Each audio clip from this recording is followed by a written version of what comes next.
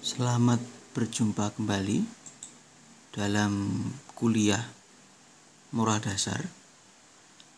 Kali ini kita akan membahas tentang pengantar untuk kuliah moral dasar. Kita berharap bahwa pengantar ini akan membantu teman-teman semua untuk bisa lebih paham tentang apa itu teologi moral dasar yang akan kita dalami selama 1 semester ke depan. Bagian ini lebih bersifat pengantar. Baik, mungkin teman-teman perlu bertanya, mendengar juga, mengingat kembali. Apakah pernah mendengar kata teologi? Apa yang teman-teman pahami dengan kata teologi itu?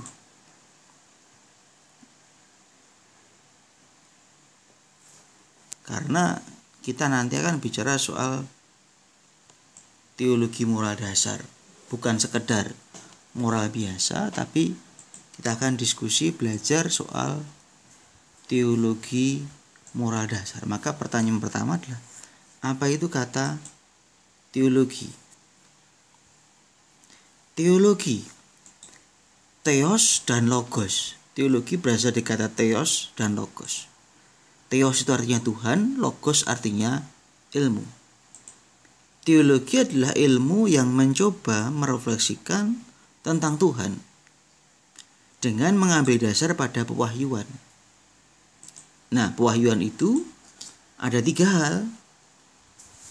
Ada 4, yaitu kitab suci, tradisi, dan magisterium.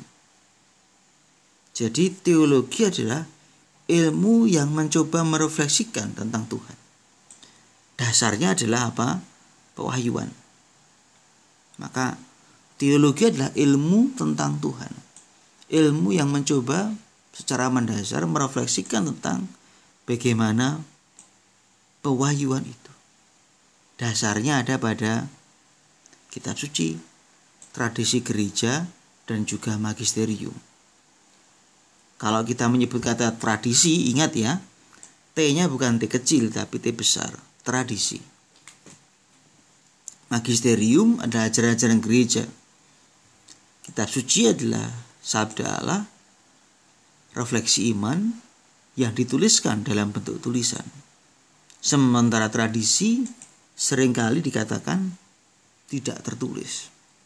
Meskipun juga ada tradisi yang berbentuk tulisan. Jadi teologi adalah ilmu yang merefleksikan tentang Tuhan. Theos dan logia. Nah, pada zaman dahulu, teologi berarti uraian rasional tentang dewa-dewi. Sebelum ada konsep tentang Tuhan Allah sebagai satu hal yang satu, konsep teologi dipahami sebagai uraian rasional tentang dewa-dewi, menjelaskan tentang bagaimana dewa-dewi itu. Nah, kalau kita mengaca pada Clemens dari Alexandria, Santo Clemens dari Alexandria, beliau mengatakan bahwa teologi adalah pengetahuan tentang sesuatu yang ilahi. Yang ilahi itu adalah Tuhan. Sebelum ada konsep tentang Tuhan, ada dewa-dewi, teologi dipahami sebagai uraian rasional tentang dewa-dewi. Jadi yang ilahi itu siapa?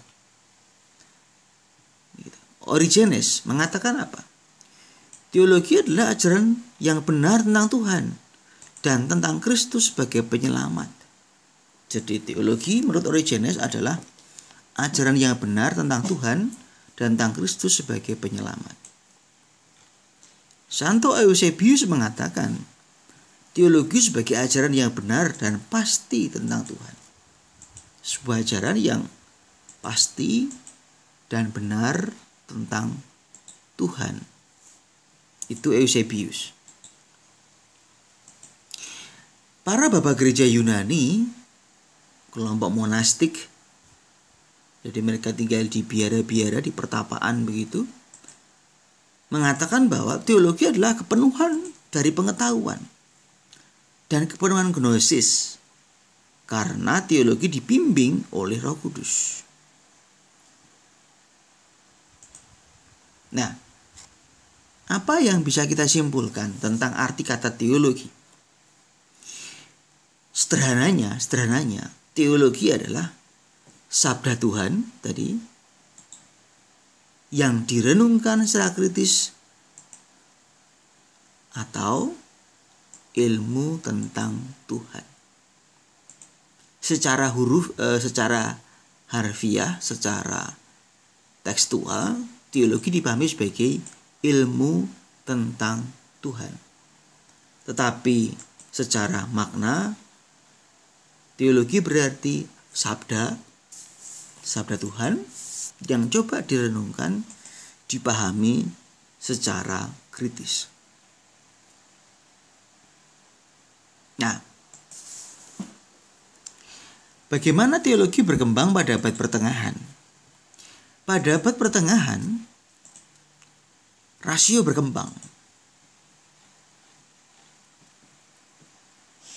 Itu terjadi karena periode Aufklärung, di mana orang ingin lebih menekankan kembali kekuatan yang namanya akal budi manusia.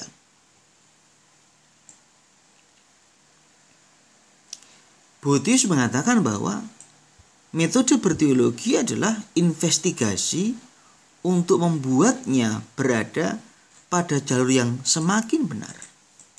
Maka teologi metodenya adalah investigasi, meneliti. Anselmus mengatakan, "Quaero intelligere ut credam, sed credo ut intelligam." Artinya apa?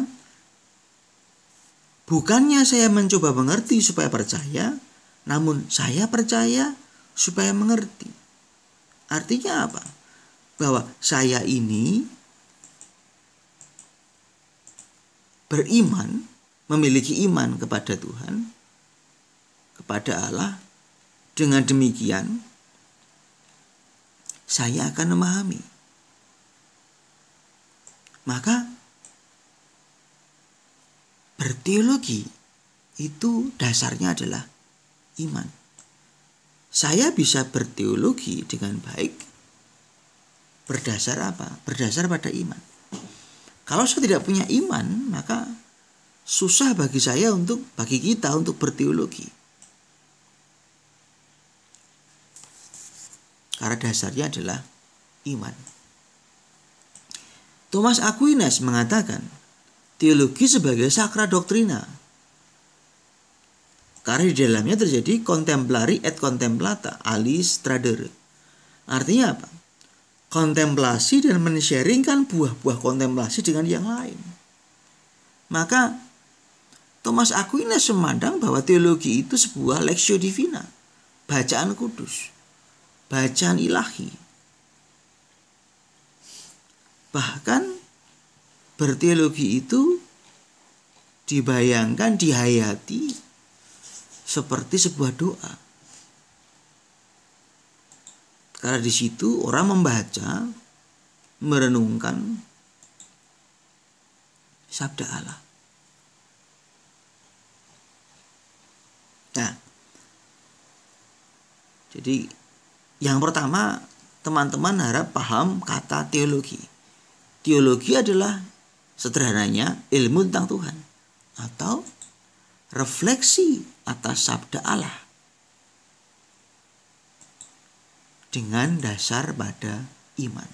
Nah, teologi sekali lagi seperti dikatakan oleh Santo Anselmus, dasarnya adalah iman. Ya.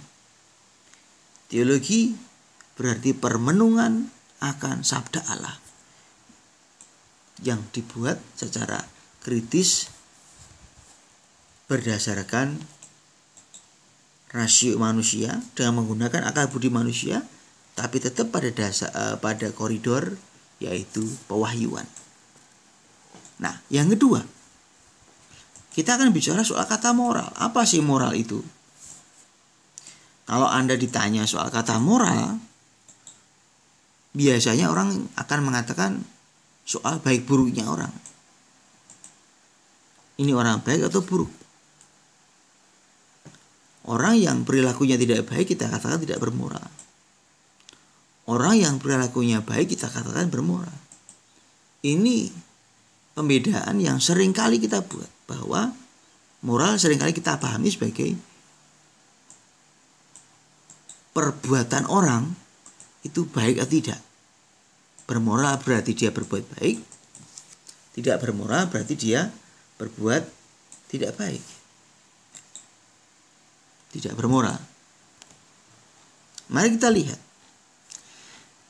akar katanya.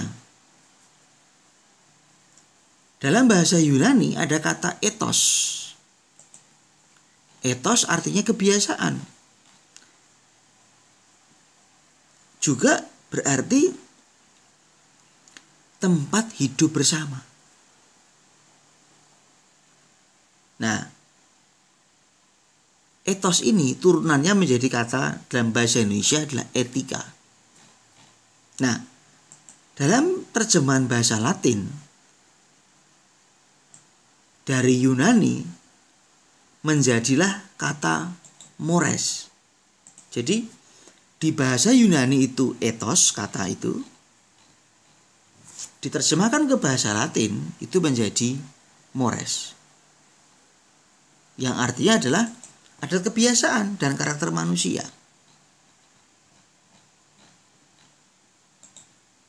Jadi kalau kita di bahasa Indonesia kita punya dua kata, etika dan moral. Padahal secara tata bahasa Yunani memakai kata ethos, sementara Latin untuk hal yang sama dikatakan yaitu mores. Nah, dalam pembedaan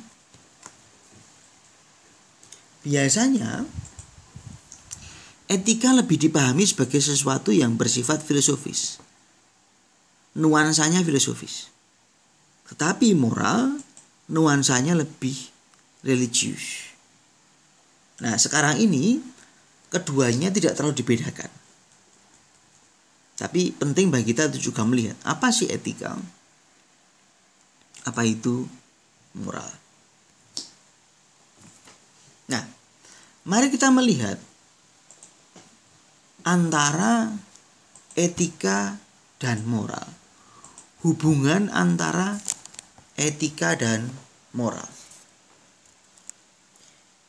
Etika punya referensi yang sama. Apa itu? Dia berbicara mengenai apa yang baik dan apa yang jahat. Mengenai norma-norma atau nilai yang menjadi dasar untuk bertindak.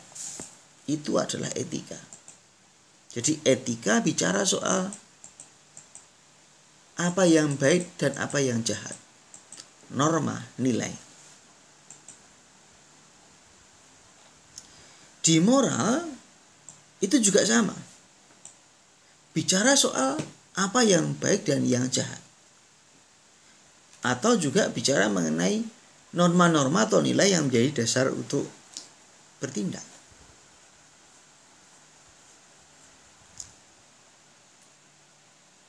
Nah, bagaimana berhubungan dengan manusia?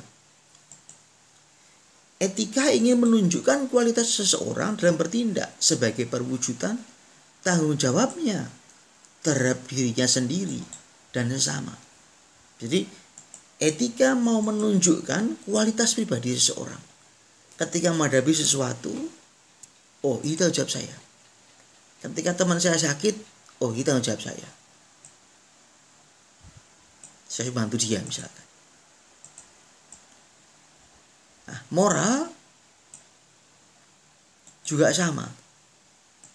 Mau menunjukkan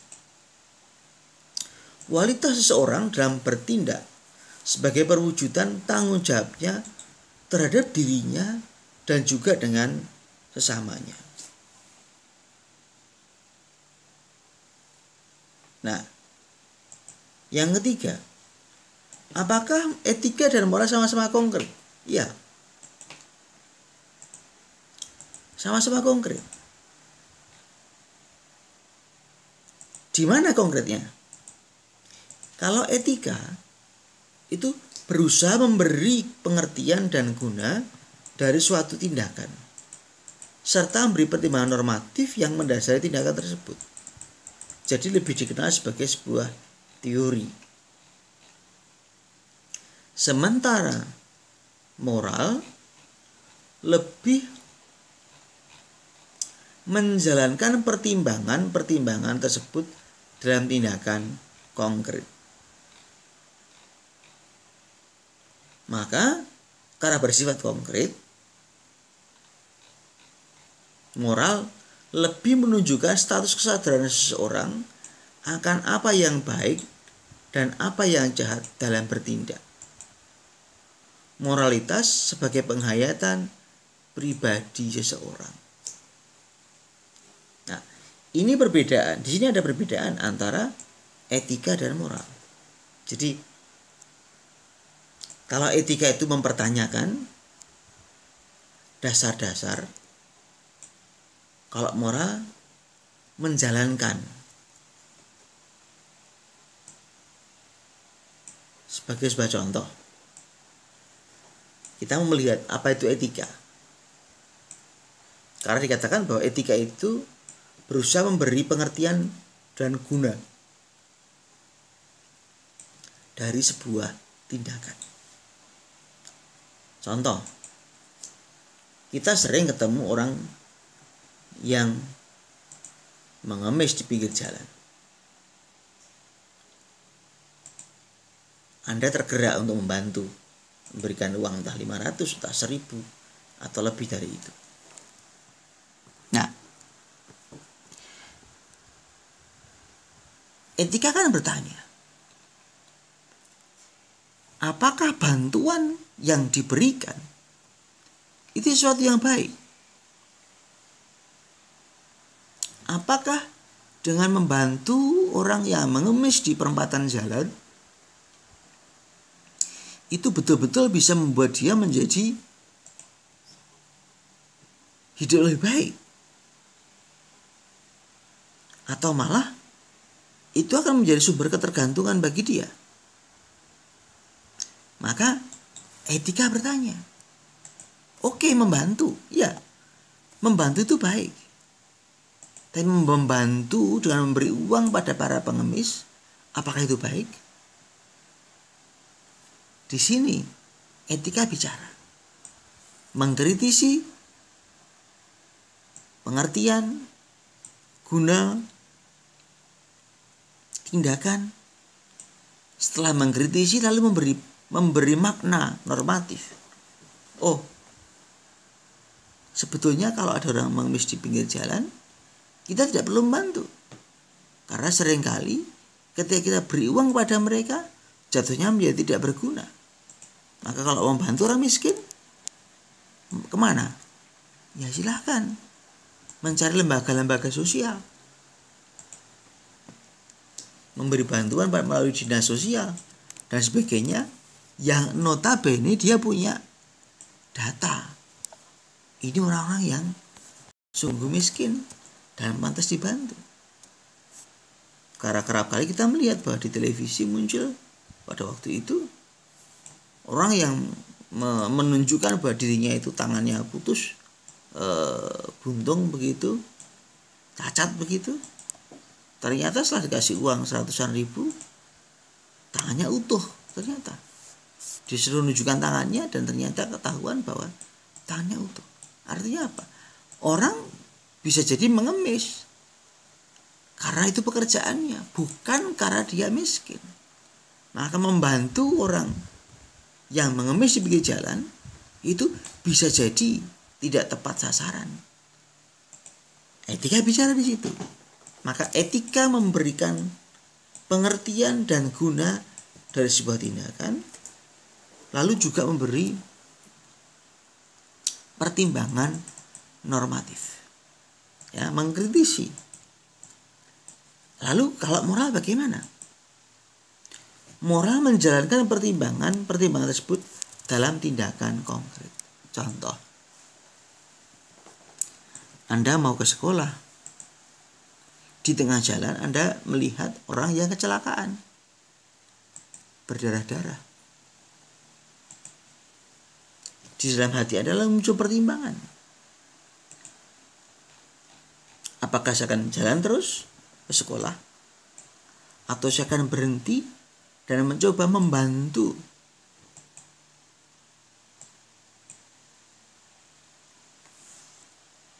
yang celaka tadi? Lihat ya, dimensinya lebih praktis. Aplikasinya bagaimana? Kalau etika dia bicara fundamennya bagaimana. Maka moral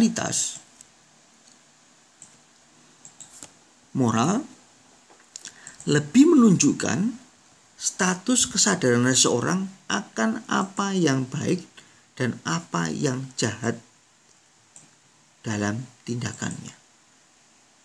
Maka moralitas itu menunjukkan penghayatan pribadi seseorang. Ya. Lihat, ada perbedaan tapi juga ada persamaan antara moral dan etika.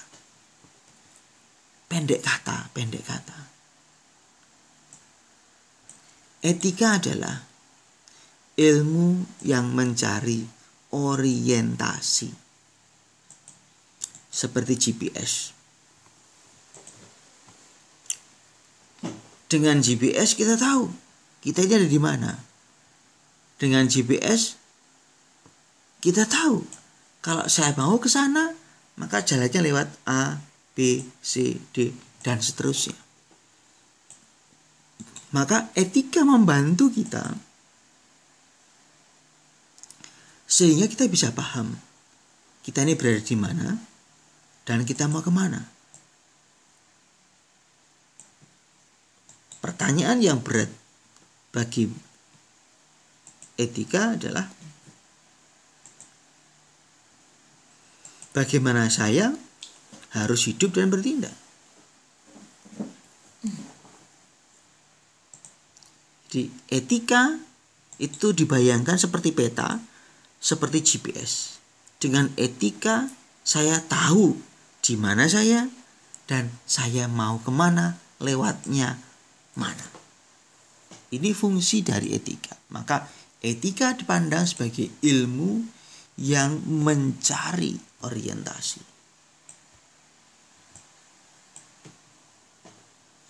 Maka kalau kita ditanyakan apa itu etika, apa itu moral, apakah keduanya sama atau keduanya betul-betul berbeda? Hanya bisa dikatakan bahwa etika itu ya sekaligus kurang, tapi juga sekaligus lebih daripada ajaran moral.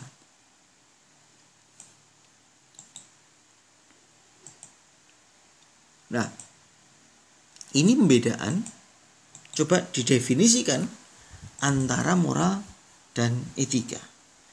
Moral adalah ajaran, khutbah, peraturan. Tentang apa? Tentang bagaimana manusia harus hidup dan bertindak agar menjadi manusia yang baik. Contoh, kalau Anda mau dikatakan baik ya silahkan dalam hidup Anda selalu berderma misalkan. Kalau Anda mau dikatakan sebagai orang baik silahkan Anda bisa bicara dengan kalimat-kalimat yang halus. Jangan pakai kebun binatang semua keluar. Jadi moral, ajaran, khutbah, peraturan tentang bagaimana nanti manusia harus hidup dan bertindak supaya sungguh dia menjadi manusia yang baik. Misalkan Anda di rumah tetangga Anda meninggal, moral akan bertanya, apa tanggung jawab yang bisa kamu ambil?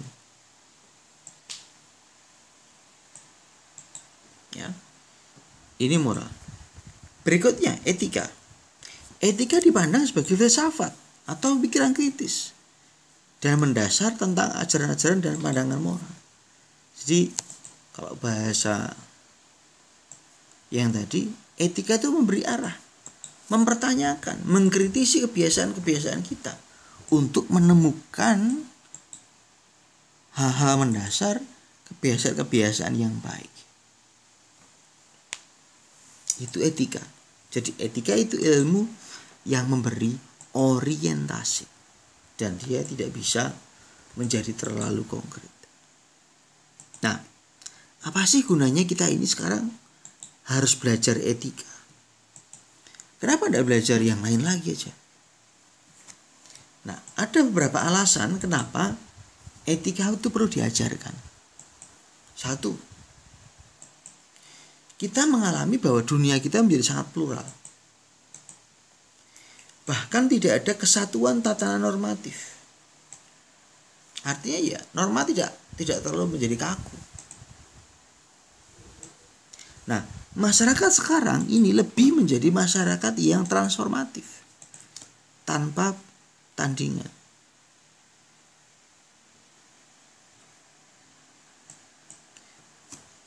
Yang ketiga, perubahan sosial budaya digunakan sebagai seringkali dimanfaatkan untuk memancing di air keruh. Dan ini jadi masalah. Dan yang keempat, etika ini penting supaya apa? Supaya kaum agamawan menemukan dasar hidup dan terbuka terhadap dunia. Ini manfaat etika di zaman ini. Tentu kalau mau digali bisa jadi lebih banyak daripada ini. Nah, dalam konsep kita sebagai orang beriman, sebagai orang beragama,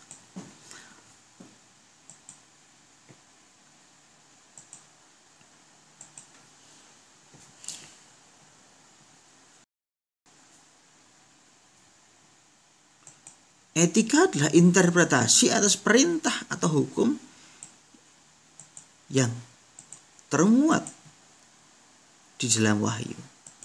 Jadi ada hukum, law, ada kitab suci, itu berasal dari pewahyuan. Nah, etika akan menggali,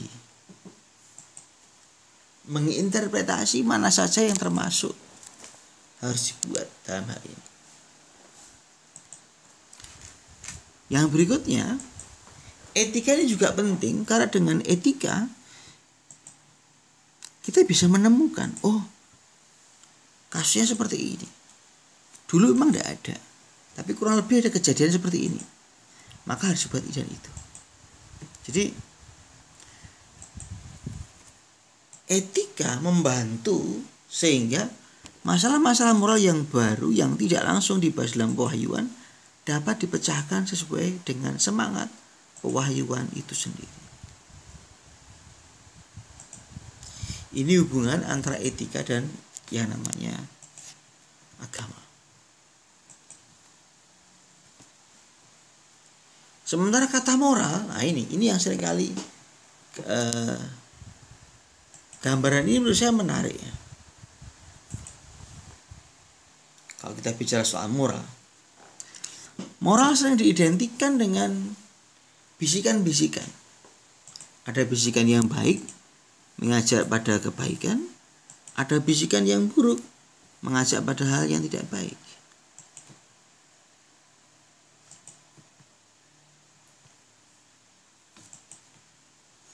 Nah, sekarang mari kita lihat. Kalau begitu, apa yang disebut sebagai teologi moral? Jadi, mata kuliah moral dasar bukan sekedar mau bicara soal etika, tapi mau bicara soal moralitas. Maka pertanyaan dasar yang paling penting adalah soal konsep metanoia, pertobatan. Sehingga orang bergerak, bagaimana menjadi orang yang beriman, how to be a Christian. Bagaimana saya bisa beriman? Tindakan apa yang perlu saya buat? Nah, arahnya adalah pada essere in Christo. To be in Christ menuju agire in Christo. To act in Christ. Jadi teologi moral itu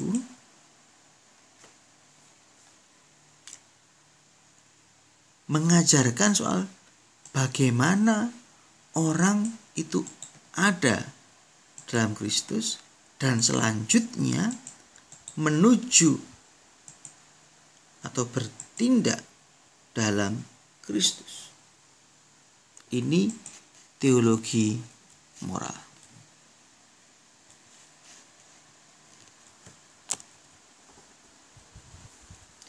Nah,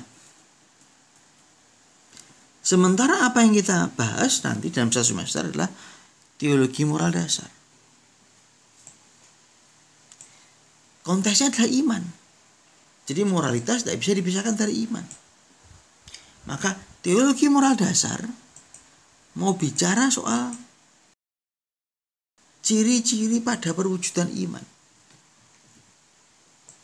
Sehingga perbuatan-perbuatan itu sungguh membawa pada iman itu sendiri. Jadi teologi moral dasar ingin menguraikan ciri-ciri pada wujud iman. Ambil contoh, Anda ini semua belajar, dibiayai oleh orang tua dan sebagainya. Moral akan bertanya, lalu apa yang sudah diperjuangkan?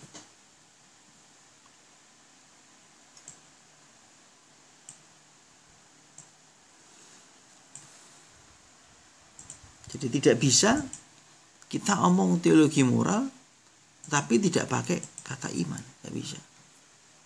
Karena di satu sisi nanti kita bisa melihat bahwa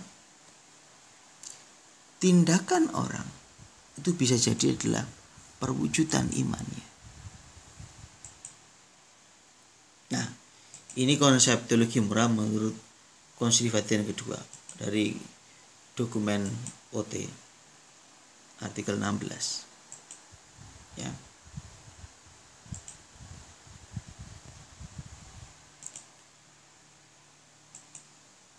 Ya. Sekarang tujuan. Kenapa sih orang harus belajar teologi moral? Tujuannya apa? Ada dua hal yang perlu kita catat di sini. Yang pertama, diharapkan orang mampu menganalisa. Setelah menganalisa, kasih solusi.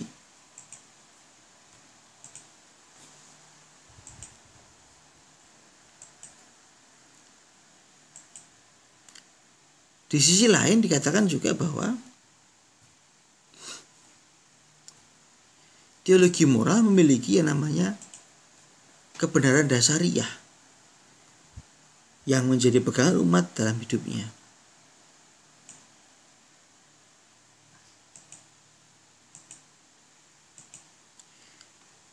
Teologi moral bukan ilmu yang diawang-awang, tetapi konkret,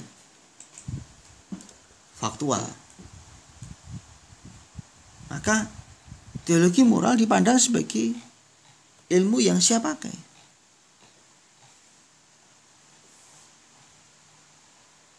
Tidak menjadi terlalu masalah di sini. Nah, sekarang subjeknya siapa? Subjeknya apa? Teologi subjeknya adalah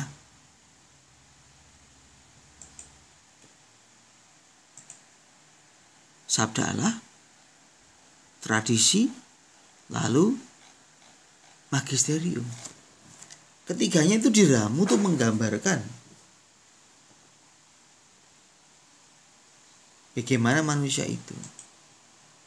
Maka teologi moral yang bertumbuh pada Allah tadi mau bertanya soal apa yang perlu manusia buat dalam kondisi yang seperti ini dan seperti itu.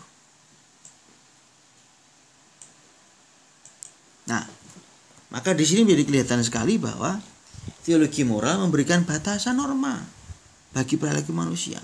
Mana yang boleh, mana yang tidak.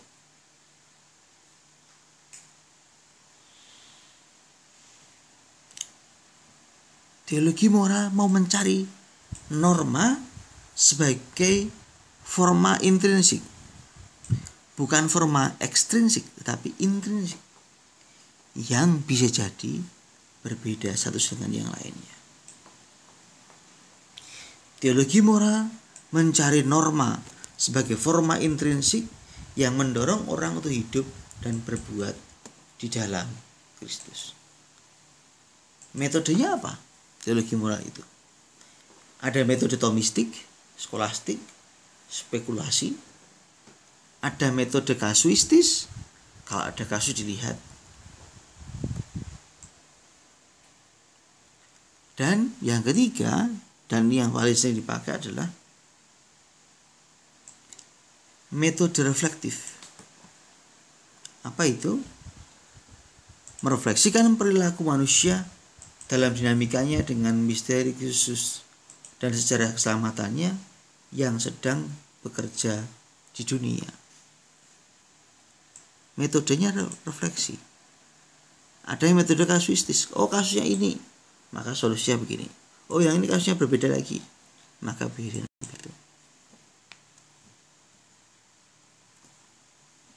Oke. Jadi secara sederhana kita bisa mengatakan bahwa teologi moral adalah ilmu tentang Tuhan yang bersumber pada pewahyuan, yang mau bicara soal apa? Soal bagaimana manusia bisa hidup dengan baik dalam situasinya masing-masing, dalam situasi dan kondisinya masing-masing. Jadi teologi moral mau melihat bagaimana manusia bertindak dalam kerangka hubungannya dengan iman.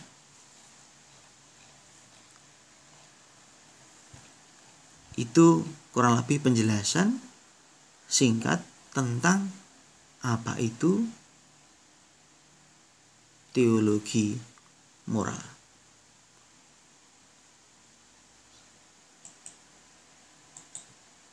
Terima kasih. Kalau ada pertanyaan nanti kita diskusikan di dalam kelas.